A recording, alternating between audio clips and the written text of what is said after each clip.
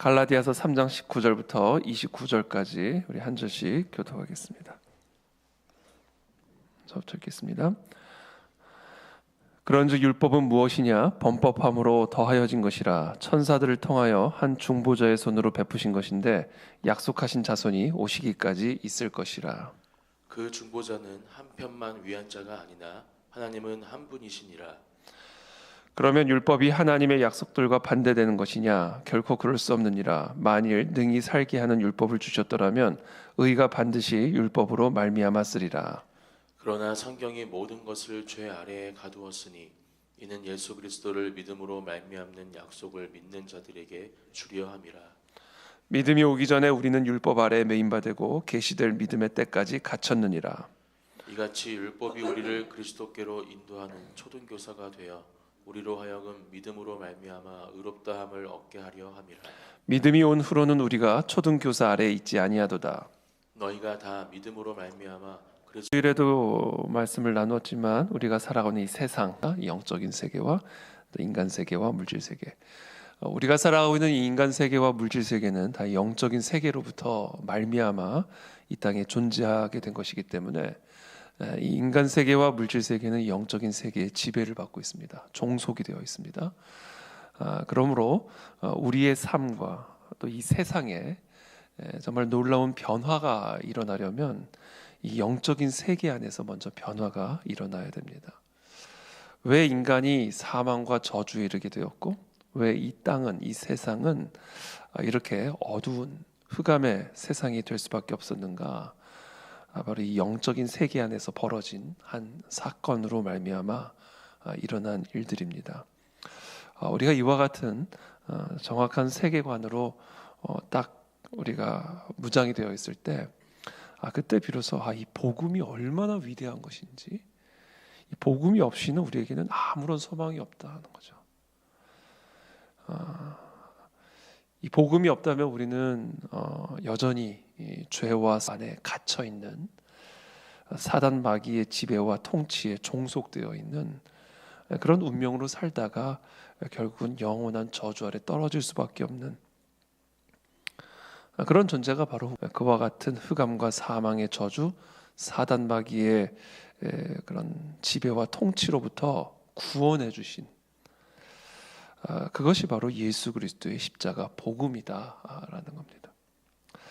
사도 바울은 바로 그와 같은 십자가의 복음을 이 갈라디아서를 통해서 계속해서 반복적으로 이 구약적인 용어를 가지고 구약 성경의 근거를 가지고 이 구약 성경이 진정으로 의미하고 있고 또 가리키고 있고 예표하고 있는 이 예수 그리스도의 십자가 복음을 계속해서 설명함으로써 여전히 그 죄와 사망의 저주, 사단 마귀의 지배와 종속 아래 갇혀 있는 여러 유대인들, 율법주의적인 유대인들 그리고 이방인들을 향한 이 복음의 메시지를 선언하고 있고요. 특별히 이 갈라디아 지역에 있는 교회 안에 침투해 들어온 이 거짓 교사들, 율법주의적인 거짓 교사들로부터 이 갈라디아 교회 성도들을 보호하고 있는 것이죠.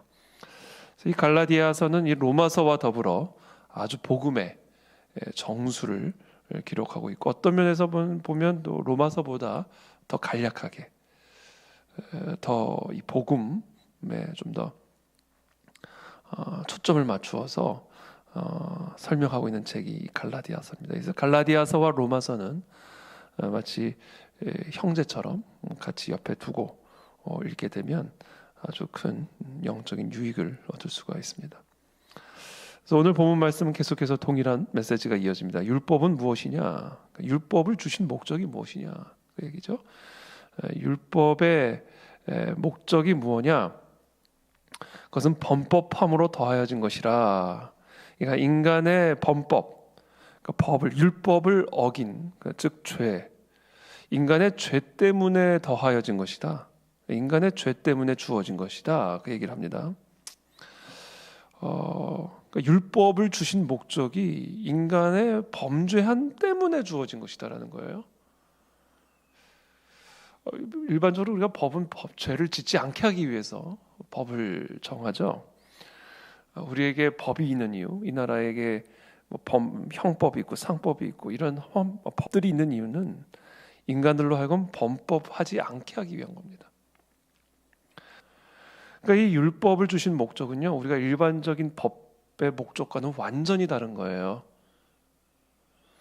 법을 지키게 함으로써 의로운 상태에 머물게 하기 위해서 법을 주신 게 아니고요, 인간이 범법을 했기 때문에 줬다. 그렇다면 왜 범법을 했다고 율법을 주시는가? 그러니까 율법을 주신 목적은 우리가 범법한 사실을 가르쳐주기 위함이다라는 거예요. 그게 율법의 목적이에요. 만약에 율법에면 살인을 죄라고 여기지 않았을 겁니다. 율법에 탐심을 갖지 말라라는 계명이 없었다면 우리 안에 있는 탐심이 죄라는 사실을 우리는 인지하지 못했을 것이고, 따라서 우리는 우리가 죄인이라는 사실을 전혀 알지 못했을 거예요. 율법이 살아났기 때문에 우리의 죄가 살아나게 된 겁니다. 율법이 있기 때문에 나의 범법함이 드러나게 되는 겁니다. 그래서 우리가 얼마나 무서운 죄 가운데 있는지, 얼마나 비참한 사단마귀의 저주 아래 있는지에 대한 우리의 이 영적인 상태, 이제 우리가 처한 이 영적인 상태를 드러내 주신 거예요.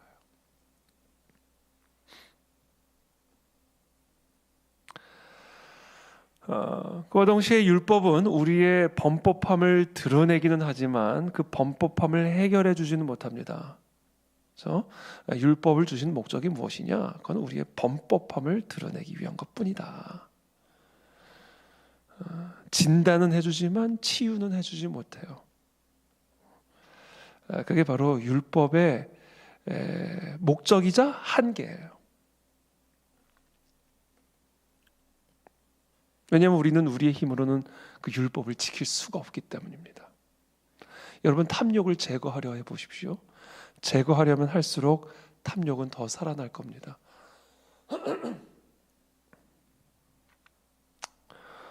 우리 안에 있는 어떤 죄를, 미움이라든지 분노라든지, 그것을 여러분들의 힘과 노력으로 없애려고 한번 노력해 보십시오. 그래서 그 율법을 한번 지켜보려고 노력해 보십시오. 그렇게 노력을 하면 할수록 그 죄는 더 살아나기 시작합니다. 그러니까 인간의 힘과 노력으로는 절대로 이 율법을 지켜 행함으로써 의로운 상태에 머물러 있을 수가 없어요. 그래서 율법은 바로 이 두 가지 기능, 우리가 죄인이라는 사실과 또한 우리의 힘과 노력으로는 절대로 율법을 지킴으로써 의로운 상태에 머물 수 없다는 사실을 우리에게 가르쳐 주시기 위한 목적을 가지고 하나님이 우리에게 주신 겁니다. 그러면서 천사들을 통하여 한 중보자의 손으로 베푸신 것인데 약속하신 자손이 오시기까지 있을 것이라. 한 중보자의 손, 여기서 말하는 중보자는 바로 율법을 시내산에서 받았던 모세를 의미하죠. 백성들과 하나님 사이의 중개자, 미디에이터가 되어서 하나님으로부터 그 율법을 받아 이스라엘 백성들에게 계시해 줬죠. 바로 이 모세의 손으로 베푸신 것인데, 그것은 유통기한이 있다. 약속하신 자손이 오시기까지만 유효하다라는 거죠. 여기서 말하는 약속하신 자손은 바로 예수 그리스도를 의미하는 것이죠. 예수 그리스도.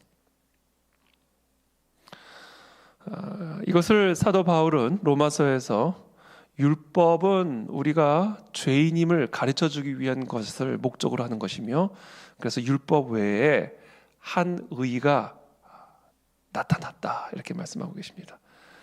이게 바로 예수 그리스도입니다. 율법이 육신으로 이 땅에 오신 분, 그분이 바로 예수 그리스도죠. 그래서 예수 그리스도의 모든 삶은 완벽하게 율법을 성취하는 삶이셨습니다.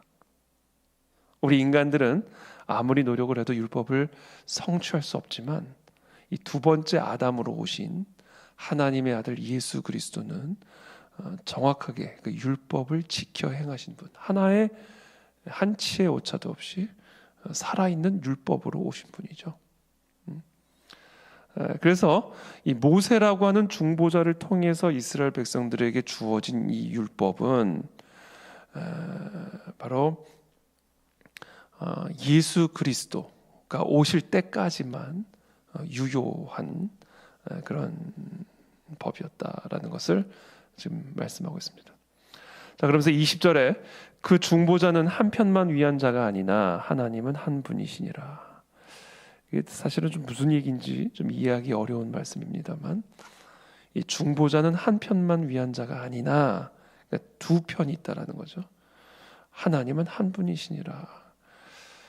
지금 모세와 하나님을 어떻게 보면, 그러니까 모세를 통해서 주어진 율법과 하나님을 이렇게 대조적으로 설명을 하고 있습니다.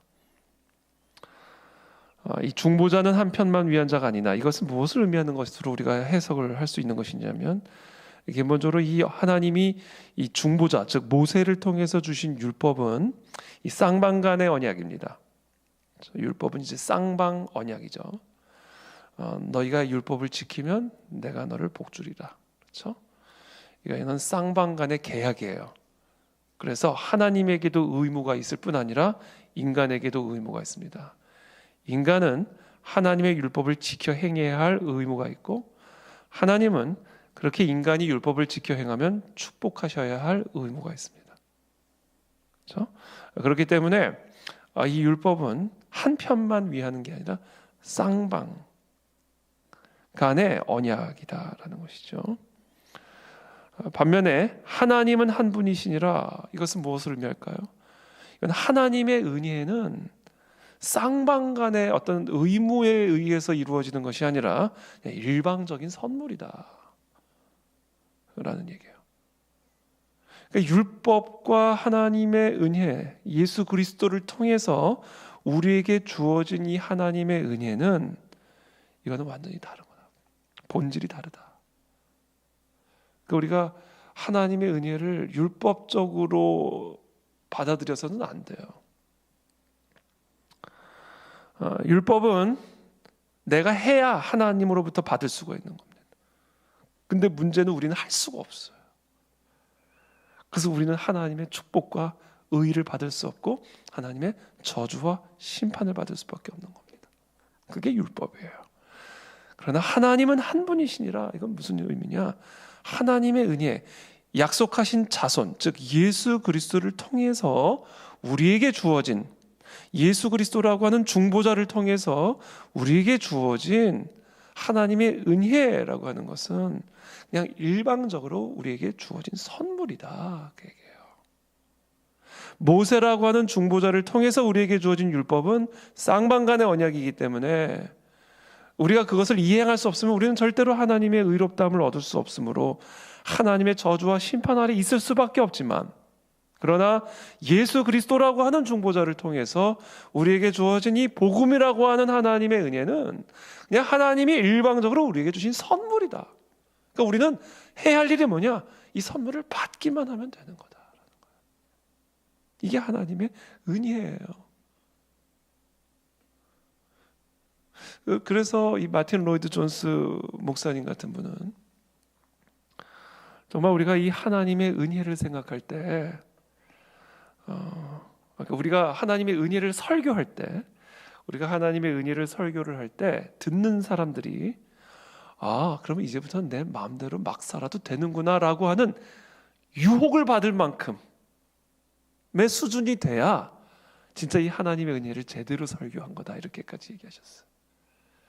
물론 그것은 잘못된 이야기입니다. 하나님의 은혜를 정말로 알면 하나님을 기쁘게 해드리고 싶지, 하나님을 슬프게 해드리고 싶지 않아요. 하나님을 실망시켜드리고 싶지 않습니다. 이 하나님의 은혜라고 하는 선물을 우리가 정말로 누리는 자라고 한다면 우리가 하나님의 뜻을 이행해드리기를 원하지, 하나님의 뜻을 그래 이제부터는 어겨도 되겠구나, 이런 멘탈리티를 우리가 가질 수가 없죠. 그럴 수는 없는 거죠. 사도 바울의 가르침대로. 그럼에도 불구하고 우리가 정말 이 하나님의 은혜라고 하는 선물을 정말로 제대로 설교를 했다면, 설명을 했다면, 그 은혜의 설명을 들은 사람들로 하여금 마음속에 그럼 이제부터 내 마음대로 살아도 되는구나 라고 하는 그런 착각을 불러 일으킬 만큼 그렇게 하나님의 은혜는 일방적인 거다. 그렇게까지 마틴 로이드 존스 목사님이 설명을 합니다. 저는 그 선물을 우리 모두가 다 받아 누리기를 축복합니다. 이 선물은 그냥 받으면 되는 거예요. 받기만 하면 되는 겁니다. 그래서 복음이죠. 그러면 21절에 율법이 하나님의 약속들과 반대되는 것이냐? 결코 그럴 수 없느니라. 만일 능히 살게 하는 율법을 주셨더라면 의가 반드시 율법으로 말미암았으리라. 자, 그렇다면 이 율법이 하나님의 약속들, 구약에 기록된 하나님의 그 약속들과는 반대되는 것이냐? 왜냐하면 율법은 우리의 범법함을 드러내는 것일 뿐이며 율법으로 하여금 우리는 그 율법을 지켜 행할 수 없음을 가르쳐주기 위한 것뿐이므로 우리는 영원한 하나님의 저주 아래 갇혀 있을 수밖에 없는 그런 상태를 우리에게 가르쳐주는 것이니까 구약에 기록된 그 하나님의 축복의 약속들, 구원의 약속들과 그렇다면 정반대되는 것이냐? No, 결코 그럴 수 없느니라. 만일 능히 살게 하는 율법을 주셨더라면 의가 반드시 율법으로 말미암았으리라. 만약에 하나님이 율법을 통해서 우리를 살리실 것 같았으면 의가 율법으로 말미암았을 텐데 그건 아니다. 그러나 성령이 모든 것을 죄 아래 가두었으니 이는 예수 그리스도를 믿음으로 말미암는 약속을 믿는 자들에게 주려함이라. 자, 여기서 사도 바울은 하나님이 우리에게 율법을 주신 또 다른 목적을 가르쳐 줍니다. 자, 율법은 우리가 죄인이라는 사실을 가르쳐주기 위한 것이며 두 번째, 우리가 절대로 율법을 지켜 행함으로써 의에 머물 수 없음을 가르쳐주시기 위한 것뿐이며 것일 뿐만 아니라 마지막으로 세 번째, 율법 외에 다른 하나님의 약속이 반드시 필요하구나 라는 것을 가르쳐주시기 위한 거예요. 복음의 필요성을 가르쳐주시기 위한 것이 바로 이 율법입니다. 그래서 율법은 우리 모두를 완벽하게 죄 아래 가두어 버립니다. 율법은 완벽하게 우리를 저주 아래 가두어 버립니다.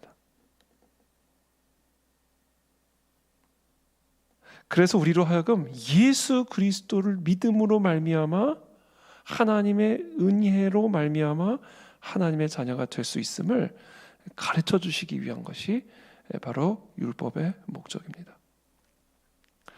그래서 성경이 모든 것을, 여기서 말하는 성경은 율법을 의미한다고 볼 수 있죠. 율법이 모든 것을 죄 아래 가두었으니, 완벽하게 가두었으니 이는 예수 그리스도를 믿음으로 말미암는 약속을 믿는 자들에게 주려함이라. 믿음이 오기 전에 우리는 율법 아래 매인받고 계시될 믿음의 때까지 갇혔느니라. 그렇죠? 믿음이 오기 전에, 예수 그리스도께서 오시기 전까지는 우리 모든 다 율법 아래, 저주 아래, 죄 아래 갇혀 있었던 사람이에요. 그런데 그 율법이 나타남으로 말미암아 우리에게는 율법 외에 다른 의의가 필요하구나. 율법만으로는 우리가 하나님의 자녀가 될 수가 없구나. 그래서 율법 외에 다른 의의의 필요성을 절감하게 만드는, 그래서 율법은 우리를 어디로 인도해요? 그리스도께로 인도하는 초등교사다. 이렇게 얘기합니다. 24절에 이같이 율법이 우리를 그리스도께로 인도하는 초등교사가 되어 우리로 하여금 믿음으로 말미암아 의롭다함을 얻게 하려 함이라. 행위로 말미암아 의롭다함을 얻을 수 없고 오직 예수 그리스도 안에 있는 그 성령의 은혜를 받아들임으로 말미암아, 하나님의 그 일방적인 선물을 받아들임으로 말미암아 의롭다함을 얻게 하기 위해서 하나님이 우리에게 율법을 주신 것이다 라고 사도 바울은 설명하고 있는 겁니다. 이게 지금 사도 바울이 이 복음을 지금 율법주의자의 이런 거짓 가르침에 좀 혼동하고 있는 이방인 그리스도인들에게 가르치고 설명하고 있는 방식입니다. 그래서 믿음이 온 후로는, 자, 율법은 우리를 믿음으로 그리스도께로 인도하는 초등교사가 되어 우리로 하여금 믿음으로 말미암아 하나님의 선물을 받게끔 하는 인도자다. 그런데 그 믿음이 온 후로는 이제 더 이상 우리가 초등교사 아래 있지 않다. 이제 더 이상 우리는 그 율법 아래 있지 않다. 우리 이제는 은혜 아래 있다. 너희가 다 믿음으로 말미암아 그리스도 예수 안에서 하나님의 아들이 되었으니 누구든지 그리스도와 합하기 위하여 세례를 받은 자는 그리스도로 옷 입었느니라. 이제 우리는 더 이상 율법을 행하는 자가 아니라 이제는 예수 그리스도께서 우리를 위해서 행하신 그 성령의 은혜를 그냥 받아들임으로 말미암아 이제는 그리스도 예수 안에 들어가 하나님의 아들이 되었다라는 거예요. 누구든지 그리스도와 합하기 위하여 세례를 받은 자는 그리스도로 옷 입었느니라. 그러니까 예수 그리스도를 믿음으로 말미암아 우리가 그리스도가 된 거예요. 우리가 율법의 행위로 말미암아 하나님의 그 거룩한 하나님의 자녀가 되는 게 아니라 이제는 우리가 그 예수 그리스도 안에는 성령의 은혜를 믿음으로 말미암아 그리스도 안으로 들어간 거예요. 그래서 그리스도를 옷 입게 된 거예요. 우리가 그 옷 안으로 들어가게 되어서 그리스도와 연합한 자가 되었다. 우리가 다 그리스도들이 된 겁니다. 그래서 우리는 그리스도인이라고 부르는 거예요. 그게 우리다라는 거예요. 그래서 누구든지 그리스도와 합하기 위하여 세례를 받은 자는 그리스도로 옷 입었느니라. 세례. 이런 물 세례를 다 받으시길 바랍니다. 혹시라도 아직 물 세례를 받지 않으신 분들이 있다면 우리가 물 세례를 다 받아야 됩니다. 그것이 우리가 그리스도로 말미암아 하나님의 자녀가 되었음을 어떻게 보면 공식적으로 인증하는 절차고요. 그 세례, 물 세례를 통해서 성령의 세례가 우리 가운데 부어지게 되는 겁니다. 그러면서 28절에 이렇게 얘기합니다. 유대인이나 헬라인이나 종이나 자유인이나 남자나 여자나 이제는 다 차별이 없어요. 그 사람이 유대인이든 헬라인이든 아무 의미 없는 겁니다. 그 사람이 이스라엘 사람이든 아니면 한국 사람이든 건 아무 차이가 없는 거예요. 중요한 차이는 하나입니다. 그리스도 안에 있느냐 그리스도 바깥에 있느냐. 우리는 다 이제 유대인이든 헬라인이든 종이든 자유인이든 남자든 여자든 율법을 행함으로써 하나님의 자녀가 되는 게 아니라 예수 그리스도의 성령의 은혜를 믿음으로 말미암아 우리는 그리스도로 옷 입음으로써 다 하나가 되었다 얘기하는 것이죠. 그러면서 이렇게 말합니다. 29절에 너희가 그리스도의 것이면 곧 아브라함의 자손이요 약속대로 유업을 이을 자니라.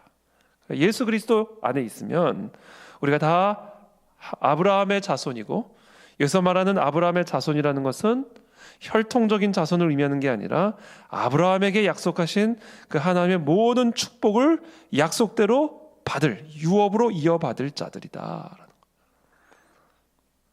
우리가 다 하나님의 아들들이 되었다라는 거예요. 그래서 예수 안에서 이게 바로 복음입니다. 우리는 이 복음으로 말미암아 죄와 사망의 저주로부터 벗어나게 되었고 예수 그리스도와 옷을 입게 돼요. 예수 그리스도로 옷 입게 돼요. 그리스도와 한 몸이 되어서 이제는 하나님의 아들들이 되었다.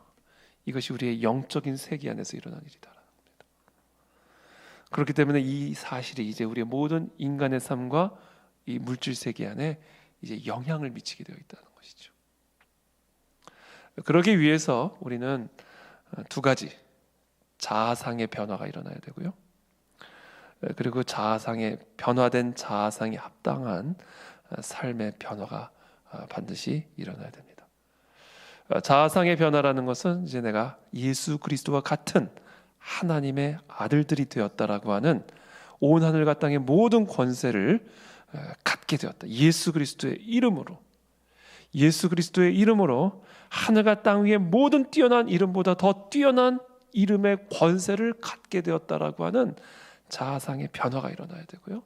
두 번째, 그 모든 자아상의 변화가 일어났다면 이제 우리의 삶의 방식의 근본적인 변화가 일어나야 되는데 그 삶의 방식의 변화는 바로 기도다. 기도. 예수 그리스도의 이름의 권세로 기도하는 겁니다. 그때 우리의 삶에 이 세상에 놀라운 하나님의 영적인 권능이 흘러나가게 된다. 우리는 다 그리스도와 한 몸이 된 하나님의 아들들이 되었기 때문에 그 예수 그리스도에게 주어진 권세가 곧 내게 주어진 권세요. 예수 그리스도를 통해서 나타나는 권능이 곧 나를 통해서 나타나는 권능이다 라고 하는 그와 같은 자아상의 변화가 우리의 영적인 세계 안에서 일어나야 되고, 그와 같은 자아상의 변화가 일어났다면 이제 우리는 우리가 살아가는 삶의 방식에 근본적인 변화가 일어나야만 합니다. 그것이 바로 기도다라는 거죠. 기도. 그래서 오늘 저와 여러분들이 예수 그리스도의 이름으로 우리가 이 시간 기도할 때에 예수 그리스도에게 나타난, 그리고 예수 그리스도에게 주어진 하늘과 땅 위의 모든 뛰어난 이름의 권세와 권능이 우리를 통하여 우리의 삶에, 이 나라 가운데, 이 땅 가운데 나타나게 될 줄을 믿습니다.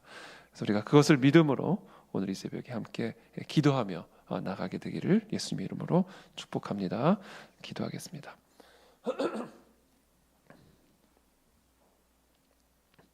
살아계신 하나님 감사합니다. 오늘 우리에게 주신 이 놀라운 복음의 메시지를 붙들고 기도의 자리로 나아갑니다. 정말 우리가 날마다 우리가 누구인지를 망각할 때가 얼마나 많은지 모르겠습니다. 우린 더 이상 율법의 저주 아래 묶여있는 자들이 아니라 복음으로 말미암아 예수 그리스도와 연합된 자라는 사실을 우리 모두가 이 새벽에 다시 한번 기억하기를 원합니다. 이 복음으로 말미암아 우리가 모든 사단의 종속으로부터, 사단의 지배와 그 결박으로부터 자유케 되었음을 이 시간 선포합니다. 질병으로부터 자유케 되었고 온갖 저주로부터 자유케 되었음을 선포합니다.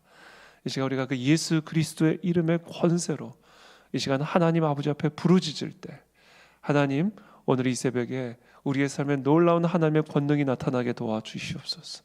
우리의 마음과 생각, 우리의 이 삶을 묶고 있는 모든 더러운 결박들은 끊어질지어다. 이 세상에 역사하는 모든 사단의 통치들은 떠나가게 될지어다. 우리가 예수 그리스도의 이름으로 부르짖을 때 하나님의 나라와 통치가 우리의 삶과 이 세상 가운데 충만하게 임하게 하여 주시옵소서. 감사하며 예수 그리스도의 이름으로 축복하며 기도합니다. 아멘.